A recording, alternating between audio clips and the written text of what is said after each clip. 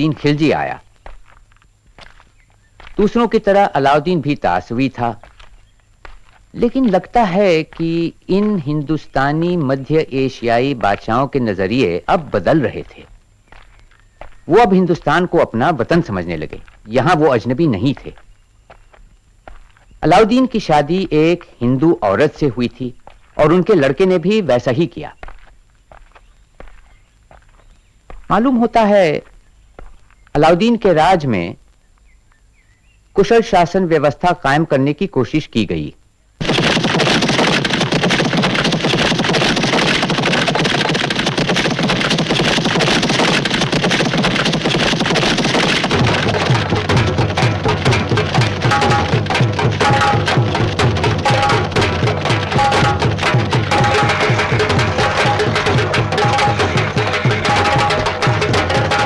बस यही रुकना है। मानिक, तुमने खदेड़ने वालों को ताकीद कर दिया था? जी सुल्तान, मैंने खुद उनके सरदार को यह खबर कर दी थी। ठीक है, ये घोड़े बांध दो।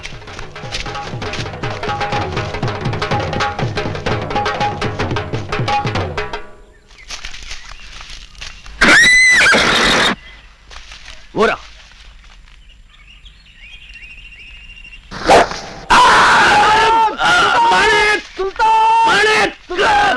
सुल्तान, सुल्तान।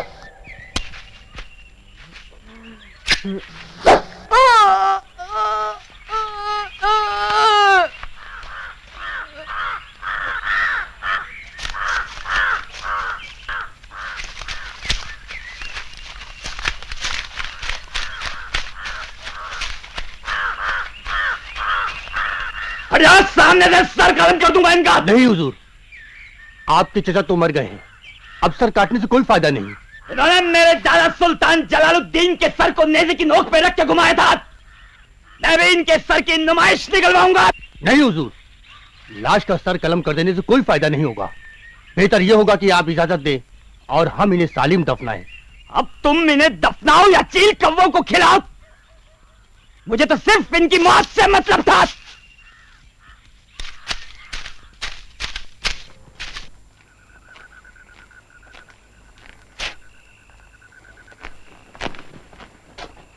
माफ करें, आपको तभी अंदर जाने दिया जाएगा जब आप सुल्तान अलाउद्दीन का कटा हुआ सिर दिखाएं।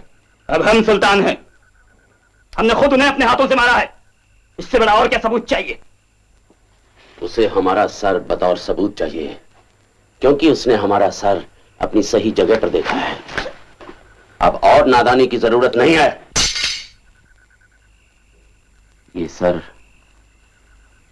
जिसे कभी मैं गोद में रखकर प्यार से पुचकारता था, अब उसे काटने का हुक्म देना पड़ेगा। ले जाओ इसे। ये सिलसिलेवार तीसरी बगावत है। अमीरों की साजिशों से मैं तंग आ चुका हूं। जो भी साजिश में शामिल था, एक एक को गिरफ्तार करो और उसे सूली पर लटका दो। उनके तमाम रिश्तेदारों के घर बार छीन लो, तभी इन्हें एहसास होगा कि बगावत का क्या अंजाम होता है। हमें इस बात का पूरी तरह एहसास रहा है कि बगावतों से आप किस कदर परेशान हैं, बल्कि हमने इस पर काफी संजीदगी से गौर भी किया। सुल्तान की खिदमत में हम इस मसले के कुछ हल पेश करना चाहते हैं, मगर अफसोस कि इनसे अपने ही लोगों को दिक्कत होगी, क्योंकि ये उनके खिलाफ हैं। जो भी हो, हम सब आज फिर आपके और सल्तनत के साथ अपनी वफादारी के अहद को दोहराते हैं। मलिक रहीमुद्दीन ही हमारी नुमाइंदगी करेंगे। हुजूर, हमारी नजर में बगावत की 4 वजहें हैं। पहली तो ये कि हुजूर को लोगों के अच्छे बुरे मामलात की जानकारी ना होना। दूसरी वजह शराब।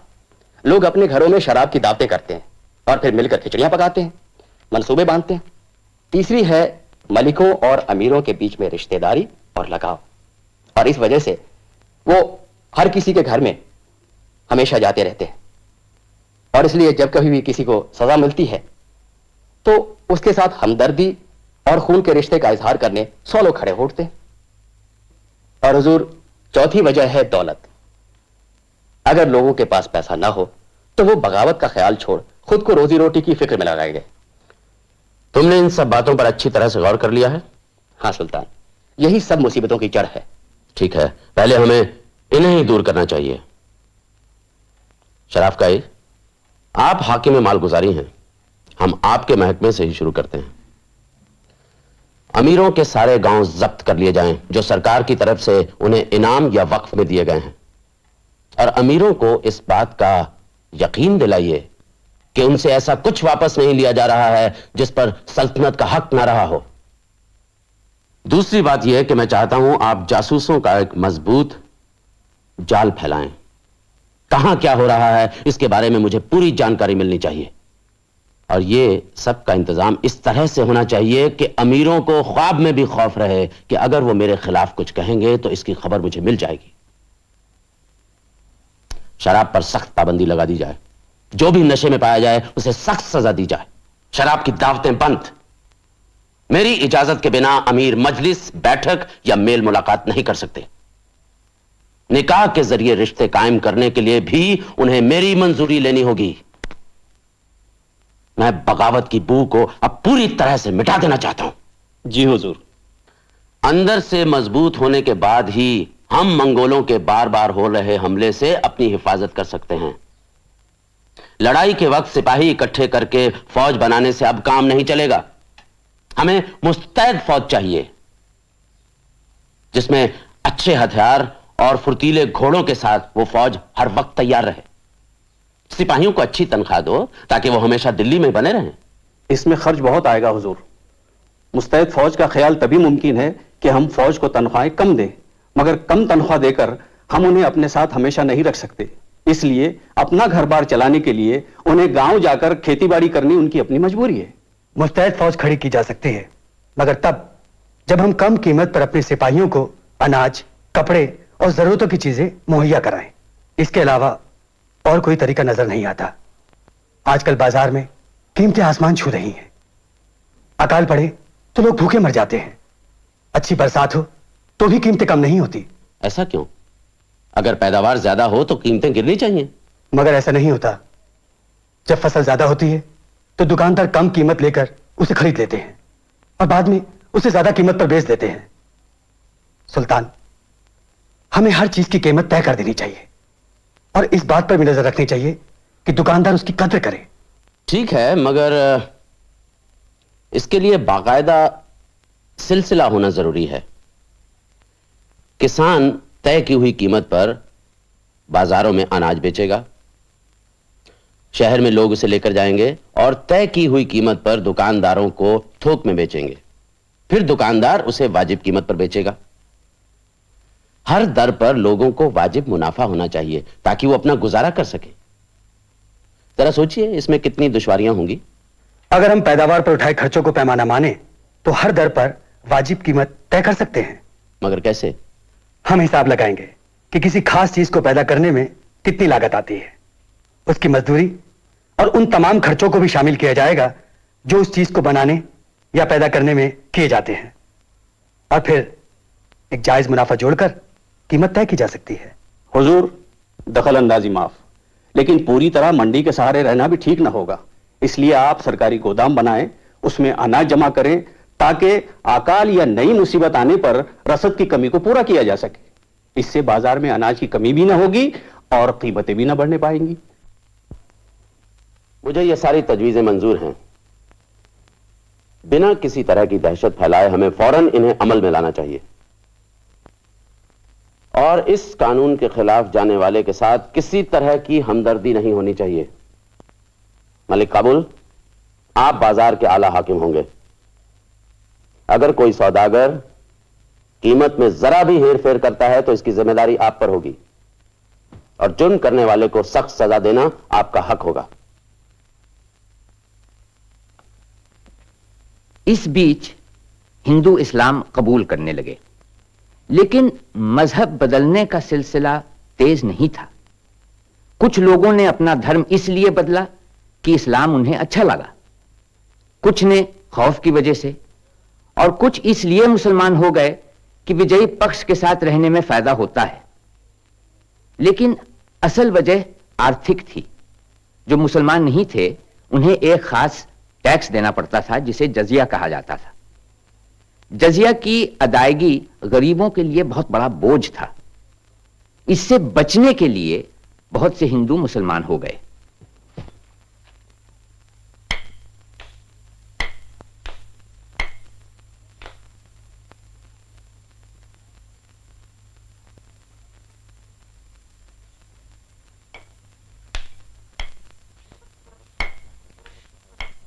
सुल्तान, जान हथेली पर रखकर मैं अपने लोगों की नुमाइंदगी की इजाजत चाहता हूं। कहिए क्या बात है? हुजूर, मैं आपसे उन सजाओं के बारे में बात करना चाहता हूं जो आपने बाजार में गड़बड़ी करने वाले सौदागरों के लिए तय कर रखी हैं। सरकार, आपके कारिंदे सौदागरों के साथ बहुत बेरहमी से पेश आते हैं। कभी उन्हें कोड़ों से पीटा जाता है, कभी उनके जिस्म का गोश्त अलग कर लिया जाता है, और कभी कभी तो उनके समूचे खानदान को खत्म कर दिया जाता है। ये शरीयत के खिलाफ है। शरीयत इस बात की इजाजत नहीं देती। किसकी शिकायत है ये? बताओ, क्या सुलूक किया उन लोगों ने तुम्हारे साथ? सुल्तान, उन्होंने कहा कि मैं खरीदारों को कम सौदा देता हूं, तोल में गड़बड़ी का इल्जाम है मुझ पर। हुजूर, उन्होंने मेरे कूलों से इतना गोश्त निकाल लिया है जितना उनके हिसाब से मैंने कम तोला था। अब तो मैं चलने फिरने के लायक भी नहीं रहा। मेरा सारा कारोबार ठप हो गया है हुजूर, मेरा घर-बार तबाह हो गया। काजी मुगीसुद्दीन, मुझे कभी इस बात से मतलब नहीं रहा है कि इस मामले या उस मामले के मुतालिक शरीयत की क्या राय है।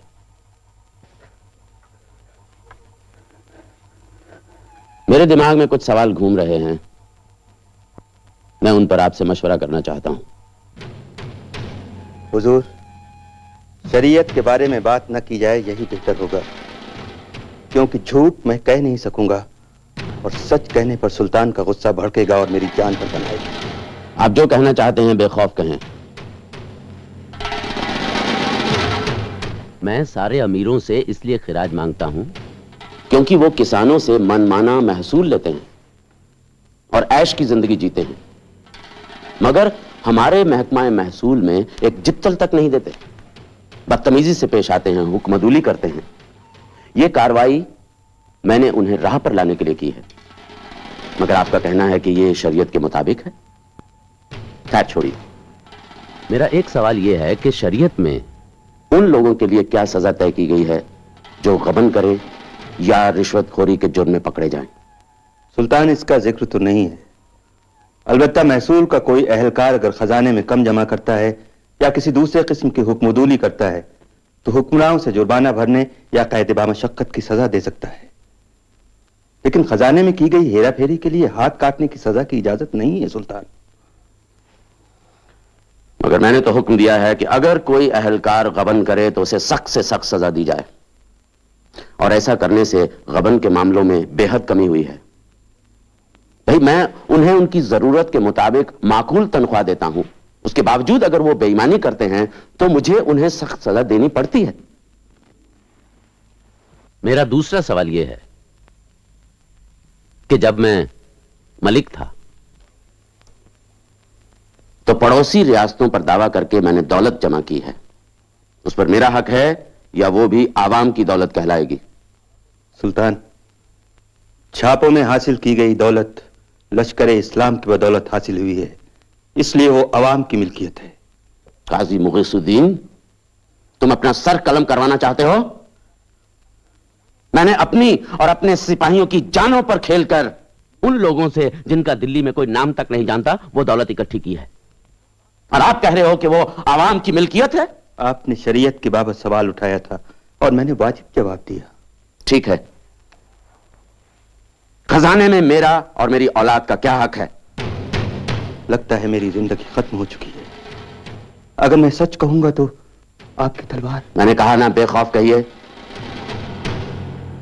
क्या अर्ज करूं सुल्तान, अगर आप खलीफा राशिदीन की बताई हुई राह पर चलते हैं तो आपको खजाने से अपने लिए भी उतनी ही रकम लेनी चाहिए जितनी आप एक मामूली सिपाही को देते हैं, यानी 234 टका।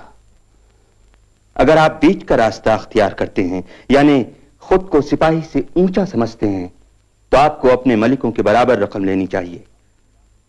और अगर आप अपने सियासतदानों की हिदायतों पर चलते हैं तब तो अपनी शान शौकत कायम रखने के लिए खजाने से सल्तनत में हर किसी से ज्यादा रकम लेने का हक है। लेकिन सुल्तान, रोज कयामत आप उस पाक परवरदिगार को क्या जवाब देंगे जब वो आपसे पूछेगा कि करोड़ों की दौलत तूने औरतों पर क्यों उड़ा दी? गाजी, तुम अपनी हद पार कर रहे हो। तुम कहना क्या चाहते हो कि हरम पे खर्च करना इस्लामी कानून के खिलाफ है? तुम्हें अपनी जान प्यारी है या नहीं? सुल्तान, मेरी जिंदगी तो वैसे भी खत्म हो चली है। हाँ, अगर आप सियासी नजरिए की बात करते हैं तब तो मेरा जवाब यही होगा कि आपकी शान शौकत से बढ़कर कुछ भी नहीं है और हरम पर दौलत लुटाने की आपको पूरी इजाजत है। काजी, अगर कोई सिपाही मुजाहिरे में गैर हाजिर रहता है तो मैं उसकी 3 बरस की तनख्वाह वापस ले लेता हूं। शराब बेचने और पीने वाले को खाई में फेंकवा देता हूं। जिना करने वाले को नामर्द बनाया जाता है। बागियों का सर कलम करवा देता हूं और चोर उचक्कों को खौफनाक सजाएं दिलवाता हूं। यह सब क्या इस्लामी कानून के खिलाफ है? सुल्तान, चाहे आप मेरे जिस्म के टुकड़े करा दें, लेकिन सच तो मुझे कहना ही होगा। रसूल पाक इस बात की इजाजत नहीं देते, इस बात की इजाजत नहीं देते सुल्तान, नहीं देते।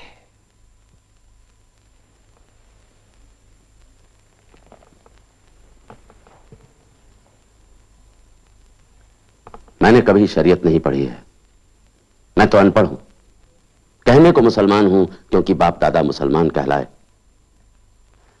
मगर इस तरह के हुक्म मैं सिर्फ उस बगावत को रोकने के लिए देता हूं जिसमें हजारों लोगों की जान कुर्बान हो जाती है। मुझे यकीन है कि सल्तनत और आवाम दोनों की इसी में भलाई है, मगर लोग जब मेरी हिदायतों को नजरअंदाज करते हैं, हुक्मदूली करते हैं, तो मुझे जबरदस्ती उनके साथ सख्ती बरतनी पड़ती है। मालूम नहीं कि यह इस्लामी कानून के दायरे में आता है या नहीं, मगर मैं सल्तनत और आवाम दोनों की भलाई को सामने रखकर ही ऐसे हुक्म देता हूं। मुझे उम्मीद है कि आप मेरी मंशा समझ गए होंगे। अपनी आर्थिक नीतियों की वजह से अलाउद्दीन खिलजी एक बड़ी फौज खड़ी करने में कामयाब हुआ। इस फौज की मदद से उसने गुजरात और दक्षिण भारत के बहुत बड़े हिस्से को जीत लिया। उसका सिपह सालार मलिक काफूर दक्षिण से बेशुमार दौलत बटोर कर लाया। कहते हैं कि 50,000 मन सोना, ढेरों मोती और जवाहरात, 20,000 घोड़े और 312 हाथी इस लूट में शामिल थे।